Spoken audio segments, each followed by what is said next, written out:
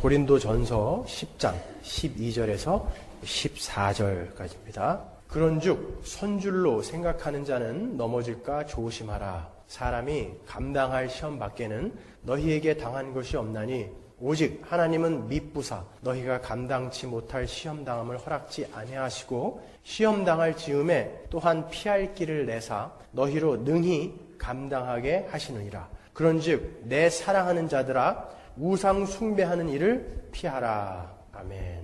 우리가 지난주부터 3주간에 걸쳐 그리스도인의 고난에 관해서 살펴보고 있습니다. 그리스도인의 고난. 지난주에 우리는 그리스도인들에게 고통과 고난과 시험은 당연하다, 필연적이다 라고 결론을 내렸습니다. 왜 그리스도인들에게 고통과 고난과 그러한 시험이 있는가?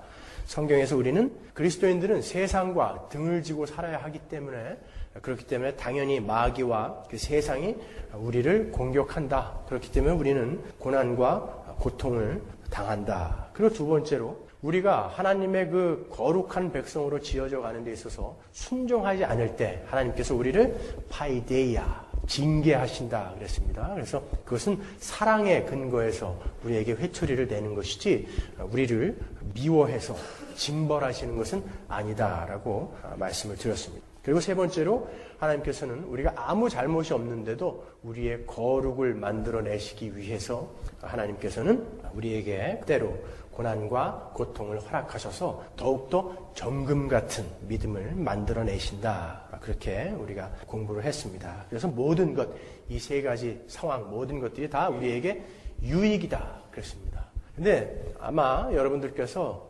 머리로는 이해가 가셨을지 몰라도 쉽게 거기에 동의가 되지는 않으실 거예요. 누구나 다 그 고통과 고난이 자기를 비껴가 주기를 원하기 때문에 그렇습니다. 하지만 여러분 오늘 우리가 또 그리스도인의 고난에 대해서 공부를 해보시면 그 고난과 고통은 반드시 우리의 삶에, 그리스도인의 삶에 필요한 것입니다. 제가 이렇게 말씀드린다고 해서 우리는 예수 믿고 그럼 늘 꾀지지하게 그냥 주구장창 계속해서 고난만 당하고 고통만 당해야 되는가? 혹시 그렇게 생각하는 분 계실까봐, 그냥 낙심하실까봐 말씀드리는 건데 그렇지 않아요. 제가 왜 이 고난과 고통과 시험에 대해서 그런 것은 우리 그리스도인의 삶에 필연적이다라고 이야기하냐면 우리가 예수를 믿으면 고난과 고통은 다 사라져야 되고 질병과 아픔도 다 사라져야 되고 물질적인 축복이 우리에게 와야 한다라고 가르치는 일부 모욕지각한 사람들이 주장하는 것에 대해서 제가 반론을 제기하는 거예요. 성경은 그 이야기를 그렇게 하고 있지 않습니다라고 이야기하는 것이지 우리가 예수 믿으면 계속해서 그냥 고난만 당하고 이런 건 아니란 말이에요. 그러니까 여러분 너무 낙심하지 마시고 큰일 났다. 어떻게 평생을 그렇게 사냐? 그거 아니란 말이에요. 여러분 유사이래로 종교가 타락하면 네 가지 현상이 있다고 그랬습니다.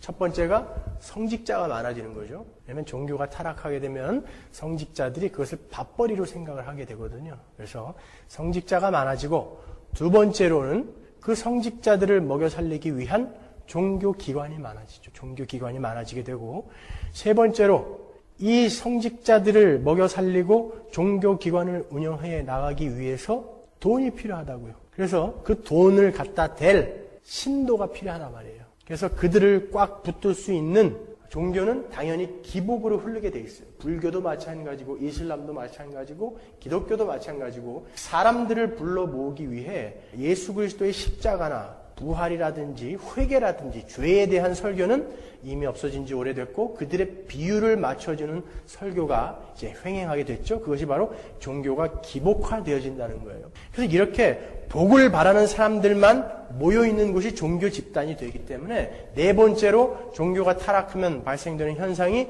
이 종교 집단이 거대한 이해 집단이 되어버린다는 것이죠. 그것이 바로 종교가 타락하면 생기는 그런 현상들입니다. 우리 이 서부 캘리포니아에만 한국인 목사님들, 아직 임지를 찾지 못한 노는 목사님들이 2,500명이에요. 캐나다하고 이 서부만 합치면 3,000명이 목사님인데 놀고 계시다고요. 왜 이렇게 목사님들이 많아졌을까요? 한국 전체 신학생들의 수를 합치면 전 세계 신학생들 합친 것보다 수가 더 많다고 그러죠. 정말 이것이 우리 한국의 기독교가 하나님의 축복을 얻은 결과이기를 간절히 바랍니다만 과연 여러분들이 생각하실 때 우리 한국이 가는 그리고 우리 한국의 기독교가 가는 방향을 볼 때 여러분 정말 그렇게 생각하십니까? 화란의 어떤 신학자가 한국에 대해서 이런 평가를 내리는 글을 썼습니다. 한국 기독교인들은 세 가지밖에 모른다. 첫째가 하나님, 둘째가 자기 자신, 셋째가 돈이라는 것이죠. 정확하게 보고 들어가는 거예요. 우리 한국 사람만큼 하나님을 열심히 섬기는 사람들이 어디 있어요? 주일 예배, 수요 예배, 금요 찬양 예배, 구역 예배, 때때로 수련회, 부흥회 얼마나 많아요? 제가 이번에 기도원에 가서 그 미국 목사님들을 많이 만났는데 그분들이 저희는 everyday 5:30, 5시 반에 모닝 서비스 있다고 그러니까 Are you crazy? 그러더라고요. 말도 안 된다는 것이죠. 그런데 이 화란의 이 신학자는 그렇게 열심히 섬기는 한국의 기독교인들이 왜 하나님을 섬기는가를 자기 자신의 욕심과 돈을 위해서다라고 결정을 내렸다고요. 그것은 치욕적인 평가가 아닐 수가 없습니다. 여러분 스탕달이 쓴 적과 흑이라는 소설이 있잖아요. 그 적과 흑이라는 소설의 적은 뭐냐면 추기경들의 제복을 이야기하는 거예요. 붉은 제복. 흑은 법관의 법복을 이야기하는 거예요. 당시에도 유럽의 청년들이 자기의 욕심을 채우고 그리고 축제하고 권력을 휘두르며 살아갈 수 있는 방법이 딱 두 가지가 있었는데 하나는 성직자가 되는 길이었고 하나는 법관이 되는 길이었어요. 그러니까 청년들이 고민하는 거예요. 젊을 때 성직자가 될까? 법관이 될까? 성직자가 되어도 얼마든지 자기의 욕심을 채우면서 축제하고 권력을 휘두를 수 있었기 때문에 그것이 바로 종교의 타락의 모습이라고요. 이렇게 종교의 타락은 그 종교를 아주 이기적인 것으로 만들어 버린다고요. 그러니까 다른 사람 생각할 것 없이 우리는 지금 우리를 돌아보자고요. 우리를. 여러분 자신이 어떤가를 돌아보시라는 거예요. 여러분 기독교의 본질은요. 내가 하나님을 이용해서 내가 필요한 것들을 얻어내는 것. 내가 얼마나 하나님을 이용해서 부귀영화를 누리며 이 땅에서 행복하게 사는가에 있지 않다고요. 우리가 6개월간 살펴본 바처럼 기독교의 본질은 내가 하나님의 영광을 위해서 어떻게 살아야 하는가가 바로 우리 기독교의 본질이라고요. 내가 하나님을 어떻게 영화롭게 하느냐에 달려있는 거예요. 기독교는요. 어떻게 바라보느냐에 따라서 완전히 다르다고요. 내세적이냐 현세적이냐 인본주의냐 신본주의냐 이게 아주 첨예하게 갈라져 있는데 사람들은 그걸 구별을 못하고 있는 것 같아요. 어디를 바라보고 있느냐예요. 내가 내세를 바라보면서 이 땅의 것을 초기같이 여기고 있느냐 아니면 이것은 상관없이 눈에 보이지 않기 때문에 이 땅의 것만을 추구하고 있느냐 내가 하나님을 위해 존재하는 거냐 아니면 하나님이 날 위해 존재하는 거냐 이 두 가지가 명확히 갈려져 있다고요. 내세적이냐 현세적이냐 나는 그 하늘나라를 소망하고 있느냐 이 땅을 소망하고 있느냐 하나님이 먼저냐 내가 먼저냐 이 두 가지가 명확히 갈려져 있다고요. 이쪽은 가짜고 이쪽이 진짜라니까요.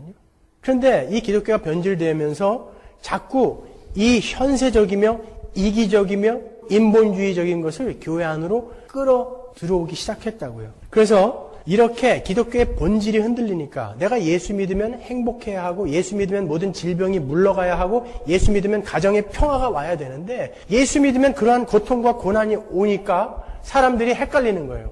내가 예수를 믿으면 하나님이 나를 도와서 나를 행복하고 편안하게 만들어줘야 된다는데 그렇게 배워왔기 때문에 자기의 삶의 고난과 고통이 닥치면 힘들어하는 거예요. 못 견디는 거예요. 심지어 이렇게 본질이 흔들리니까 자기에게 고통과 고난이 오면 내가 예수 믿었는데 왜 내 삶에 이런 일이 있는 거야? 하나님이 진짜 있긴 있는 거야? 까지 간다고요. 여러분 성경은요. 현세적이며 인본주의적인 그런 이기적인 신앙을 경계하라라고 누누이 이야기하고 있다고요. 로마서 16장 17절을 보시면요. 형제들아 내가 너희를 권하노니 너희 교훈을 거스려 분쟁을 일으키고 거치게 하는 자들을 살피고 저희에게서 떠나라. 이 같은 자들은 우리 주 그리스도를 섬기지 아니하고 다만 자기의 배만 섬기나니 공교하고 아첨하는 말로 순진한 자들의 마음을 미혹하느니라. 공교하고 아첨하는 말로 순진한 교인들을 미혹한다고요. 니들이 배만 부르면 됐지 뭐 다른 게 뭐가 더 필요해. 거기서는 떠나라는 거예요. 고린도전서 6장 13절 보시면요. 식물은 먹는 음식은 배를 위하고 배는 식물을 위하나 하나님이 이것저것 다 폐하시리라. 이것저것 다 없어질 거예요. 몸은 음란을 위하지 않고 여기에서 음란이라는 것은 쾌락, 편안함, 행복 이런 뜻이에요. 우리 그리스도인의 몸은 행복, 쾌락, 편안함을 추구하는 것이 아니라 오직 주를 위하며 주는 몸을 위하시느니라. 이게 기독교의 본질이며 핵심이라고요. 여기에서 헷갈리면 안 되는 거예요. 우리는 우리의 배를 위해서 하나님을 섬긴다고 그래요. 우리의 먹을 것을 위해서 하나님을 섬긴다고 합니다. 그리고 우리의 쾌락과 편안함을 위해서 종교 행위를 한다고요. 그것을 우리가 외식이라고 그랬죠. 그러나 우리 그리스도인은 오직 주를 위해 존재하는 것이다 라고 사도 바울이 지금 열심히 피력하고 있는 것입니다. 여러분, 그 핵심에서 벗어나면 우리는 늘 실망할 수밖에 없어요. 왜요? 여러분의 경험상 예수를 믿고 나서 여러분의 삶에 고통과 고난과 질병과 사업의 어려움과 가정의 어려움 같은 것들이 실제로 있어 왔잖아요. 예수님은 칼을 주러 이 땅에 왔다라고 이야기하셨다고요. 부모와 자식이, 시어머니와 며느리가 이 예수 그리스도를 믿는 것 때문에 서로 불화하게 된다고 그런다. 그러니까 중요한 것은 너희들의 이 땅에서의 처지나 상황이 아니라는 거예요. 하나님은 하나님의 자녀들에게만 관심이 있어요. 그렇기 때문에 그 하나님 자녀의 거룩이 만들어져 가는 데 있어서 방해가 되는 것은 부부 관계라도 깨버리신다는 거예요. 부모와 자식 관계라 하더라도 깨버리신다는 거예요. 하나님은 그만큼 하나님의 자녀에게 관심이 있다고요. 여러분의 행복을, 이 땅에서의 행복을 깨버리는 한이 있더라도 여러분을 거룩한 자로 만들어서 하늘나라로 데리고 가고 싶은 것이 바로 하나님의 사랑이라고요.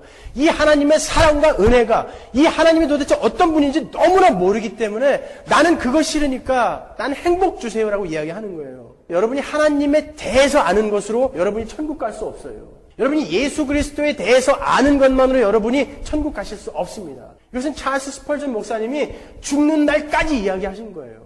여러분이 아무리 이 성경에 대해서 많은 지식을 배운다 할지라도 그 지식이 여러분을 천국으로 데려가 주지 않아요. 이 지식이 여러분의 삶에 정말 믿음으로 와 있는가를 확인하셔야 돼요. 그게 바로 하나님에 대해서 아는 자와 하나님을 아는 자와 다른 거예요. 하나님에 대해서 아는 자들은 그걸 포기 못한다고요. 하지만 하나님을 아는 자는 그 예수가 이 땅에 십자가를 지러 오지 않았다 할지라도 그 예수를 사랑할 수밖에 없다. 이것이 바로 스펄전 목사가 하는 이야기라고요.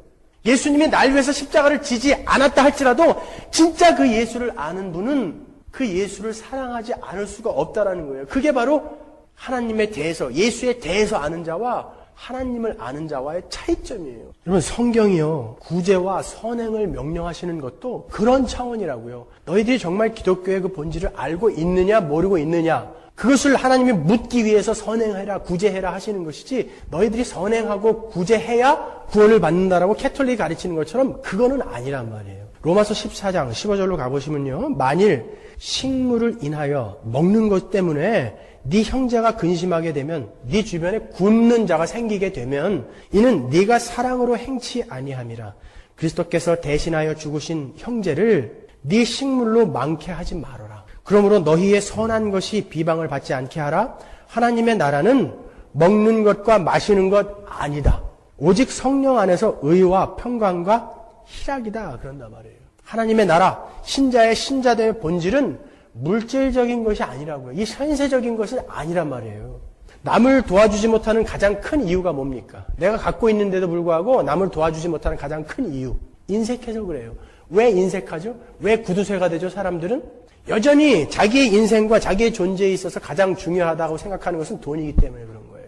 하나님 나라는 먹고 마시는 것이 아니라 성령 안에서의 의와 평강과 희락이다라고 바울이 이렇게 이야기한다고요. 그것을 아는 사람은 형제와 자매를 도움으로써 생기는 그 평강과 희락을 놓치지 않는다는 것이죠. 여러분, 이렇게 기독교의 본질이 우리의 몸뚱아리를 편안하게, 안락하게, 또 남의 부러움을 사게 만들어주는 것이 아니라면 왜 우리의 처지나 상황 같은 것들이 이 교회 공동체 안에서 그렇게 크게 부각이 돼야 됩니까? 어떤 분 자녀가 대학을 떨어졌어요. 근데 그분이 교회에서 열심히 봉사하는 분이었어요. 그럼 사람들은 곧 이렇게 이야기해요.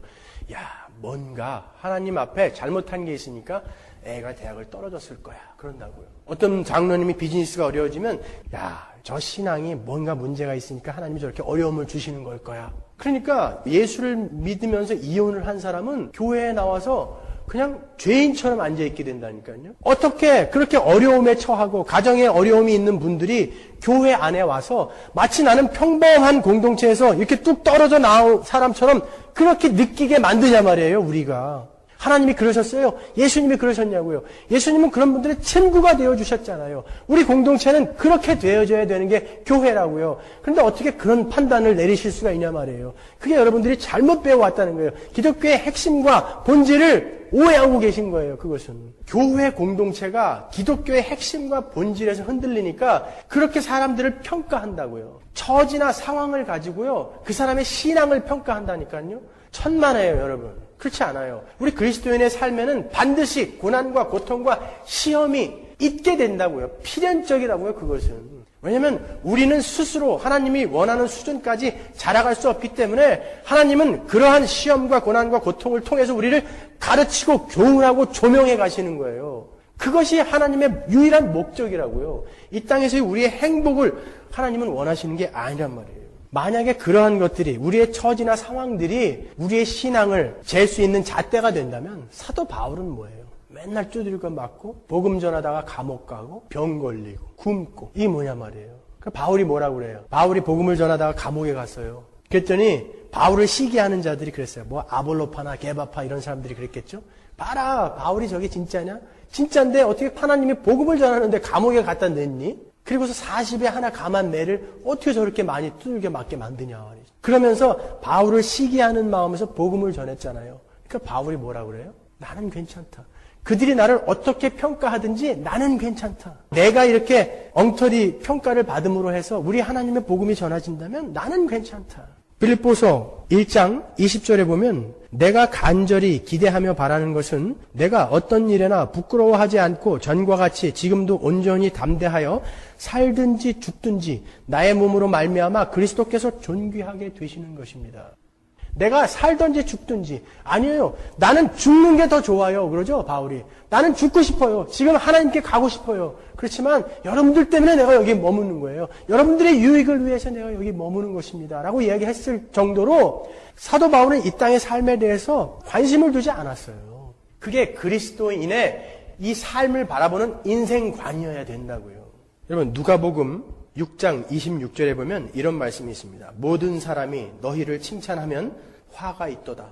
저희 조상들이 거짓 선지자들에게 이같이 하였노라 라는 말씀이 있어요. 누구에게나 칭찬받는 목사는요 가짜라는 거예요. 예수님이 하시는 말씀이에요. 이게 어떻게 목사가 누구에게나 칭찬을 받아요. 분명히 가라지와 알곡이 있는데 가라지들은 그가 선포하는 복음 때문에 괴롭고 힘들어진다고요. 그러니까 뒤에 가서 반드시 욕하게 돼 있어요. 성경이 이렇게 이야기하지 않습니까? 모든 사람이 너희를 칭찬하면 화가 있도다. 그놈은 가짜라는 거예요. 거짓 선지자들에게 옛 너희 조상들이 그렇게 했다. 계속 칭찬했다는 거예요. 자, 저 사람은 진짜구나. 진짜구나. 반드시 가라지들이 섞여 있기 때문에 이 복음이 하나님의 말씀이 제대로 선포가 되어지면 손가락질하고 욕을 하면서 나가는 사람들이 있어야 되는 거예요. 그러면 그러한 사람들이 막 속출하면 저 목사는 뭔가 문제가 있어. 그렇게 얘기하실 거예요. 그 고난당하는 목사를 향해서 저 목사는 뭔가 문제가 있어 이렇게 이야기하실 거예요. 바울이 어떻게 살았냐고요. 자기가 세운 교회에서 다 가짜라고 쫓겨난 사람 아니에요. 바울은. 자기가 세운 교회에서. 복음이 전해지는데 그들이 바울을 쫓아내요. 두들겨 패가지고. 죽을 때까지 패가지고. 오죽하면 죽은 줄 알고 갖다 버렸겠어요. 그런데 뭐라고 그러는 거예요? 가짜들은 누구에게나 칭찬을 받더라. 그러잖아요. 사도 바울은 안 거예요. 사람들이 다 나를 칭찬하지 않아도 된다라는 거예요. 사람들이 여러분의 상황과 처지를 보면서 야, 저 사람은 진짜 예수 잘 믿는 사람이구나. 그렇게 안 봐줘도 개의치 말라는 거예요. 또 그렇게 보여질 수도 없는 것이죠. 내가 예수를 믿고 약한 자, 힘없는 자가 되고 고통과 고난을 받는 자가 되는 것이 내가 예수를 잘 믿고 있는가 아닌가의 근거가 될 수 없다는 것입니다. 고린도전서 9장 19절로 가겠습니다. 나는 어느 누구에게도 얽매이지 않은 자유로운 몸이지만 많은 사람을 얻으려고 스스로 모든 사람의 종이 되었습니다. 유대 사람들에게는 내가 유대 사람을 얻으려고 유대 사람과 같이 되었습니다. 율법 아래에 있는 사람들에게는 내가 율법 아래에 있지 않으면서도 율법 아래에 있는 사람들을 얻으려고 율법 아래에 있는 사람과 같이 되었습니다. 율법이 없이 사는 사람들에게는 내가 하나님의 율법이 없이 사는 사람이 아니라 그리스도의 율법 안에서 사는 사람이지만 율법이 없이 사는 사람들을 얻으려고 율법이 없이 사는 사람과 같이 되었습니다. 믿음이 약한 사람들에게는 내가 약한 사람들을 얻으려고 믿음이 약한 사람이 되었습니다. 나는 모든 사람에게 모든 모양의 인물이 되었습니다. 그것은 내가 어떻게 해서든지 그들 가운데서 몇 사람이라도 구원을 하려는 것입니다. 나는 복음을 전하려고 이 모든 일을 하고 있습니다. 그것은 내가 복음이 주는 복에 동참하려는 것입니다. 나는 사람들에게 존경받고 사람들에게 인정받으려고 노력하지 않았다는 거예요. 그것은 I don't care. 나는 약한 사람들에게는 나는 아무것도 몰라요. 아는 사람들에게는 아는 만큼 또 이야기해주고요. 율법이 있는 사람들에게는 율법 지키자. 없는 사람들에게는 없이 고기 먹을래? 먹자. 안 먹어? 먹지 말자. 굶어? 그래 굶자. 거기까지 간 거예요. 사도 바울은요. 그러면 사도 바울은요. 사람들의 평가나 경건의 모양이나 이런 형식적인 외양에 신경 쓰지 않았어요. 그 삶은 뭘 이야기하는 거냐면 이 땅을 살았지만 이 땅에 관심 두지 않았다는 거예요. 어떤 평가를 받든 오케이, 예수 그리스도와 이름이 존귀하게 되어진다면 여러분 사도 바울의 관심은 오직 하늘과 하나님께만 있었습니다. 여러분 그러므로 우리에게 주어지는 그런 내가 원하지 않는 환경이나 처지, 고통, 고난, 시험은 나의 신자됨의 근거나 판단 기준이 아니라고요. 모든 것이 하나님의 선하신 계획 속에 들어가 있는 것이기 때문에 그 상황에서 어떻게 예수 그리스도가 존귀케 될 것인가를 고민하는 것이 진짜 그리스도인의 삶이라고요. 하와이에 있는 나환자촌에 가서 복음을 전했던 다미인이라는 사람이 있죠. 그 사람은 하도 그 나환자들이 복음을 받아들이지 않으니까 하나님께 기도했어요. 하나님, 나를 문둥이로 만들어 주십시오. 나를 문둥이로 만들어 주십시오. 하나님의 이름을 존귀케 하기 위해, 하나님의 복음을 전하기 위해 나를 문둥이로 만들어 주십시오. 그리고 실제로 나환자가 돼버렸어요. 그리고는 예수 그리스도의 복음을 전하다 갔어요. 제가 찬양 집회 때마다 말씀드리는 내 친구 봉수. 온몸이 석고처럼 굳어가지고 이 턱관절이 벌어지지 않아서 밥도 제대로 못 먹는데 온몸에 있는 의자에 닿는 부분은 다 썩어서 생살이 썩어서 시체 썩는 물이 한여름 그 방에 뚝뚝 떨어지는 그 상황에 처해져 있는 그 친구가 저에게 성수야 나는 이렇게 아픈 고통이 싫어. 그리고 나는 이 지긋지긋한 가난이 싫어. 그렇지만 하나님이 나를 통해서 하실 일이 있고 다른 사람이 나를 보면서 도대체 저는 저 상황에서도 어떻게 하나님을 믿으며 어떻게 하나님을 찬양하고 있는가? 어떻게 저는 저렇게 소망에 찬 삶을 살고 있는가? 이렇게 생각하면 내가 믿는 예수를 한 사람이라도 믿게 된다면 나는 다시 한번 이런 삶을 살라고 해도 살아갈 거야. 그게 바로 자기 부인이며 십자가를 지고 사는 그리스도인의 삶이며 기독교인의 핵심이고 본질이라고요. 왜냐하면 이 땅의 삶은 곧 끝날 거예요, 여러분. 인생의 의미, 복음의 의미를 명확히 알고 그것이 삶으로 녹아 나오는 사람들은 이런 고백을 할 수 있는 것입니다. 우리가 욥기에서 무엇을 배웁니까? 하나님이 의인인 욥에게 고난을 허락하고 나서 욥이 하나님 앞에 대들죠. 도대체 내가 뭘 잘못했습니까, 하나님? 왜 나에게 이런 고난을 주십니까? 라고 이야기하니까 하나님이 뭐라고 대답하십니까? 네가 이러한 거 잘못했기 때문에 그리고 내가 이러한 것을 만들어 가기 위해서 너에게 이렇게 고난을 허락한 거야 라고 이야기하시나요? 하나님이 뭐라고 대답하십니까? 내가 이 땅에 기초를 놓을 때 어디 있었느냐? 너 우박창고에 가봤니? 너 태양과 흑암이 어디에 있는지 아냐? 어디로부터 기인한 건 줄 알아? 바다가 넘쳐날 때 누가 그 경계를 정했는 줄 아느냐? 욥이 물어보고 나서 잘못했어요. 이렇게 되는 거예요. 아무것도 아는 게 없는 거예요, 자기는. 나는 크고 너는 작다라는 것을 가르쳐 준다고요. 왜 하나님이 그렇게 대답하셨냐면요. 내가 너에게 왜 고난을 허락했는지 내가 설명해 준다 할지라도 너는 이해 못 한다는 거예요. 하지만 나는 하나님이다라는 거예요. 천지를 창조한 하나님이 왜 아무 이유 없이 네 삶에 그런 고난을 허락했겠느냐? 하나님이 왜 우리의 삶에 이해할 수 없는 고통과 고난과 시험을 주시는지 우리는 몰라요. 설명해 낼 수가 없어요. 하지만 하나님은 분명히 이유가 있기 때문에 그분은 우발적으로 우연하게 일하시는 분이 아니기 때문에 반드시 이유와 목적을 갖고 그 일을 진행해 나가고 계시는 거라고요. 하나님의 일을 우리가 어떻게 이해할 수 있어요? 하나님의 일을 우리가 이해한다는 것은 제가 우리 강아지 코코한테 만류 인력에 대해서 설명하는 거예요. 질량을 갖고 있는 것은 항상 지구의 중심을 향해 떨어지게 돼 있단다. 코코야, 알겠니? 그러면 멍 그러겠죠.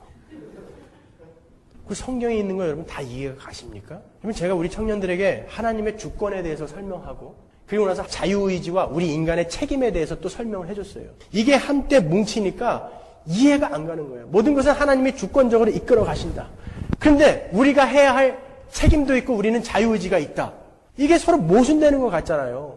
그래서 한 아이가 오서 저한테 이야기하더라고요. 목사님, 이걸 종합해 보니까 너무 모순됩니다. 하나님이 모든 걸 다 이루어 가신다고 하면서 우리에게 또 책임이 있다니요. 그래서 제가 그랬죠. 그럼 종합하지 말아라. 두 이야기를 종합해서 하나님의 하나님 되심에 손상이 온다면 종합하지 말아라. 그냥 종합하지 말고 믿어라. 그거예요. 저는 하나님의 편을 드는 거예요. 저는 어느 순간부터 하나님의 편을 들기 시작했다고요. 하나님의 주권, 우리의 자유의지, 우리의 책임. 그래요. 저도 어떻게 이렇게 합쳐놓고 나면 그럼 어디까지가 자유의지고 어디까지가 주권인지 몰라요. 그러나 저는 하나님의 편을 들어요. 그러나 언젠가 우리가 천국에 가서 섰을 때 우리의 삶을 우리는 평면처럼 볼 수 있는 날이 올 거예요. 그러면 그때 여러분의 삶에 있었던 고난과 환난과 고통의 그 점들이 왜 거기에 찍혀 있는지 우리는 명확히 알게 될 거예요. 바로 나를 이 자리에 이렇게 거룩하게 만들기 위해서 그 일들이 내 인생의 길에 이렇게 있었던 것이구나라고 그것이 이어져서 여기까지 온 거 아닙니까? 그러니까 이 모든 것들은 나를 거룩하게 만들기 위해서 하나님이 만들어 놓은 것이구나. 지금 당장은 난 이해 못하겠지만 그때 가서는 왜 그때 나에게 이런 일이 있었는지 우리가 충분히 다 이해를 할 수 있을 거라는 것이죠. 여러분, 우리가 이렇게 이해할 수 없지만 성경은 우리의 삶에 반드시 고난과 고통과 시험이 있다고 말씀을 하고 계십니다. 그런데 우리가 오늘 읽은 본문에 피할 길을 주신다라는 이야기가 있다고요. 그러니까 여기서도 헷갈리는 거예요. 우리의 삶에 반드시 고난과 고통과 시험이 있다고 이야기하는데 너희 삶에 피할 길이 있단다. 그러잖아요. 그러니까 사람들이 기대한다고요. 그 고난과 어려움과 고통과 그 시험에서 도망갈 수 있는 길이 있구나라고 생각한다니까요. 꼭 그리스도인의 삶에 고난과 고통과 시험이 있어야 된다고 하면서 피할 길도 주신다. 그럼 성경이 자체 내에 모순을 갖게 되잖아요. 꼭 필요한 건데 그거를 피할 수 있는 길이 있다라면 그건 안 되잖아요. 겪어내야 하는데. 그러면 그 이야기는 무슨 이야기냐 말이죠. 그럼 먼저 이 고린도전서 10장 전체의 내용이 무슨 이야기인지 알고 그리고 그 피할 길이라는 그 구절이 어디에 들어가 있는지를 한번 살펴보면 되는 거예요. 우리가 읽었던 고린도전서 10장 11절부터 14절까지 위에 부분은 무슨 이야기를 하고 있냐면 이스라엘이 애굽에서 나와서 홍해를 건너고 광야에서 우상을 섬기다가 하나님한테 혼나고 그리고 간음을 하다가 하나님한테 혼나고 하나님을 시험하다가 하나님한테 혼나고 하나님을 원망하다가 하나님께 혼나고 하는 이 네 가지 사건이 고린도전서 10장에 기록이 되어 있다고요. 그리고 그들이 그 멸망한 사건을 그들이 그 일 때문에 광야에서 다 죽고 가나안에 못 들어갔잖아요. 그 일을 그렇게 딱 설명해놓고 11절에서 뭐라고 이야기하냐면 너희들에게 그것을 경계로 거울이 되게 기록해 놓은 것이다. 이렇게 이야기한다고요. 11절 보시면 저희에게 당한 이런 일이 거울이 되고 또한 말세를 만난 우리의 경계로 기록하였느니라. 그러죠? 그러면 뭐예요?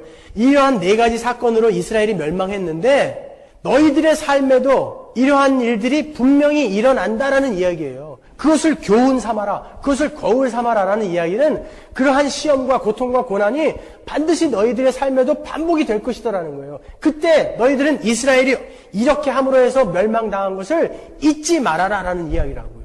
그리고 나서 하나님이 뭐라고 그러냐면은 그런즉 선줄로 생각하는 자는 넘어질까 조심하라 그래요.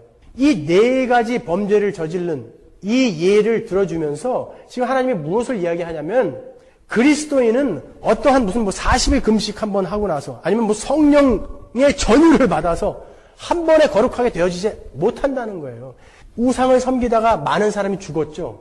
거기에서 남은 자들이 간음한 거예요. 그래서 간음을 하고서 많은 자들이 또 죽었어요. 하나님의 진노를 받아서. 그 중에 남은 자들이 하나님을 시험했어요. 하나님을 시험하다가 또 많은 사람이 죽었어요. 불뱀에 물려서. 그 중에 남은 자들이 또 하나님을 원망해갖고 광야에서 다 죽어버린 거잖아요. 그렇게 우리는 계속해서 넘어야 할 시험의 관문이 있다고요. 단계가 있는 거예요. 그러니까 한 번 뭘 딱 이루어냈다고 해서 나는 이제 천하무적 그리스도인이야. 이게 안 된다는 거예요. 우리는 계속해서 가야 할 길이 있다고요. 그리고서 뭐라고 연결이 되냐면 13절에 사람이 감당할 시험 밖에는 너희에게 당한 것이 없다 그래요. 너희들이 여태까지 당한 시험은 감당할 시험. 이 이야기가 뭐라고 그랬죠? 안트로피노스. 사람들이 흔히 겪는 시험이다 라는 뜻이라고 그랬잖아요.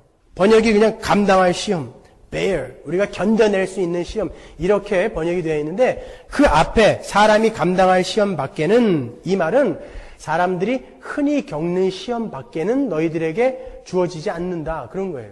그리고 나서 그 뒤에 하나님은 밉부사 너희가 감당치 못할 시험 당함을 허락지 아니하시고, 여기에서 이 감당하다라는 말이 바로 위포페로, to bear, 견뎌낼 수 없는 시험은 너희에게 안 준다라는 뜻이거든요. 그러니까 다른 말로 하면요, 사람들은 고난과 고통과 시험이 오면 왜 나에게만 이렇게 힘든 시험이 오냐라고 불평한다고요. 근데 하나님이 지금 뭐라고 이야기하시는 거냐면, 아니다, 다른 사람들도 똑같이 그만큼의 무게의 고통은 다 있다라는 거예요. 단지 지금 너희들이 어느 수준에 와 있는가, 그걸 한번 확인해 보라는 거예요. 감당할 시험은.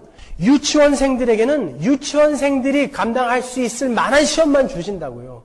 중학생들에게는요, 중학생이 감당할 수 있는 시험을 주신다고요. 고등학생에는요, 드디어 미분, 적분이 나오는 거예요. 대학생들에게는요, 이제 조금 있으면 입사 시험을 또 치르게 되는 그런 단계별에 감당할 수 있는 시험들이 우리에게 주어진다는 거예요. 그러니까 여러분이 나에게만 왜 이렇게 큰 시험이 오는 거야?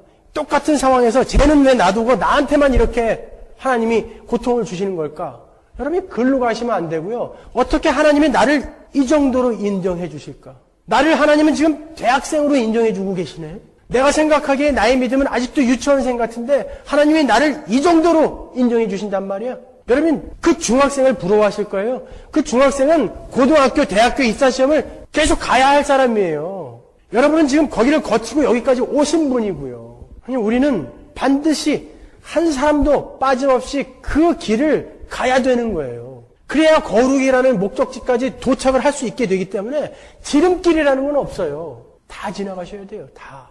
제가 왜 새벽 기도 때 잠깐 말씀드렸던 백장로님이란 분이요. 60이 다 되도록 여태까지 감기 한번 안 걸리신 분인데 간에 16cm 암이 생겼어요. 배가 아파가지고 병원에 갑자기 가봤더니 16cm 암이 생겼대. 보통 암은 3cm 정도 되면 고통을 느끼기 시작한대요. 근데 16cm가 되도록 놔두신 거예요, 하나님이. 이분이 어떻게 고백을 하시냐면요, 하나님, 내가 나를 볼 때는 내 믿음은 요 정도밖에 안 되는 줄 알았는데 하나님 어떻게 저를 이렇게까지 인정을 해 주십니까? 어떻게 하나님 이렇게까지 저를 인정해 주십니까? 나의 신앙을 이렇게까지 인정해 주십니까? 그 주위 사람들이 그분을 보면서 깨닫는 거예요. 신앙이라는 것은 바로 저거구나. 아니, 하나님 어떻게 16cm가 되도록 이것을 발견 못하게 그냥 놔두십니까? 빨리 고쳐달라고. 하나님이 나에게 뭘 가르치고 하자 하는지 나는 관심 없으니까 빨리 고쳐달라고 여기저기 신유 집회 쫓아다니는 사람과 하나님 어떻게 16cm가 될 때까지 나를 기다리셨다가 내 신앙이 이 정도 되니까 지금 알려주셔서 이렇게 내가 담담할 수 있게, 그 죽음 앞에서 담담할 수 있게 해주십니까? 하나님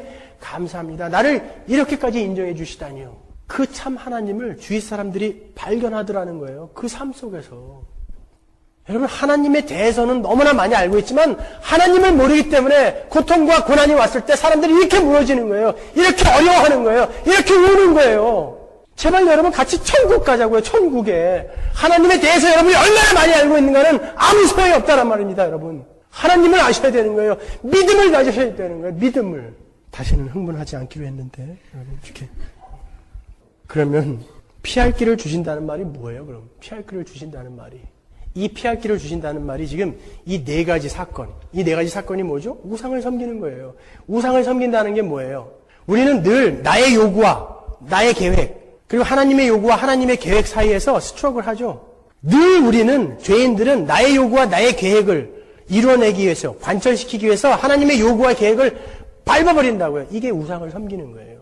나의 요구를 얻어내기 위해서 하나님을 밟아버리는 거, 이게 우상을 섬기는 거잖아요. 이 네 가지 사건, 그것으로 말미암아 하나님의 분노를 격발케 해서 그들이 멸망했잖아요.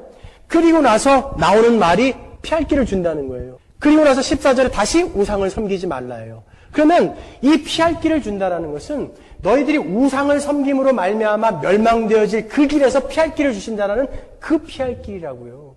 그 어려움과 고난과 고통과 그 시험에서 도망갈 수 있는 길이 아니라 이 우상을 섬김으로 말미암아 하나님으로부터 멸망당하는 그 길에서 피할 길, 그 피할 길을 이야기하시는 거예요. 우상은요, 항상 우리에게 대가를 요구하고 우리는 우상에게 무언가를 우리가 요구하죠. 야, 섭섭지 않게 해줄 테니까 이거 들어줘. 하나님은 대가를 요구하지 않고 우리에게 무언가를 요구하신다고요. 뭘 요구하세요? 순종하라. 그거예요. 순종하라. 그것만 요구하세요, 우리에게.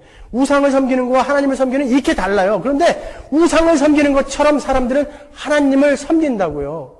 아니에요. 하나님은 우리를 순종하는 자로 만들어가기 위해서 그 순종을 가르치기 위해서 시험과 고통과 고난을 허락하세요. 그리고 감당할 수 있는 길을 같이 주신다고요. 오죽하면 예수님도요. 히브리서 5장 8절에 보면 그는 아드님이시지만 고난을 당하심으로써 복종을 배우셨습니다. 그래요. 고난을 당함으로써 복종을 배우셨다고 그래요. 예수님도 고난을 당함으로써 복종을 배우셨는데 우리는 어떻게 해야 되겠냐고.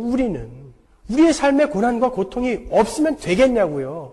우리는 그것을 통해서 복종을 배우는 거예요. 항상 하나님의 계획, 하나님의 요구, 우리의 계획, 우리의 요구, 우리의 계획과 요구를 관철시키려고 하다 보니까 우리는 계속해서 하나님을 묵사발 만들어 놓고 하나님의 분노를 격발케 하는 거라고요. 그러면 마지막으로 그 피할 길이 무엇인지 성경에서 찾아보고 마치도록 하겠습니다. 하나님을 원망하다가 멸망당한 그 사건이 어디에 나오죠? 민수기 13장, 14장에 나오잖아요. 모세가 12명의 각 지파의 대표들을 뽑아서 가나안을 정탐시켰잖아요. 근데 여호수아와 갈렙 둘만 빼놓고 10명이 와가지고 거기 못 들어간다 그랬어요. 하나님이 분명히 내가 젖과 꿀이 흐르는 그 가나안 땅을 너희에게 준다라고 약속을 하셨는데 나머지 10명이 안 된다. 거기에는 안악 사람들, 거인들이 있어서 우리가 그 앞에 서면 메뚜기 같아서 안 된다. 그리고 그 성읍은 너무나 크고 견고해서 우리가 못 뚫고 들어간다. 아니 지금까지 하나님이 어떠한 기적과 어떠한 역사로 그들을 끌고 오셨는지 봐놓고도 거기에서 하나님의 말을 듣지 않는 거예요.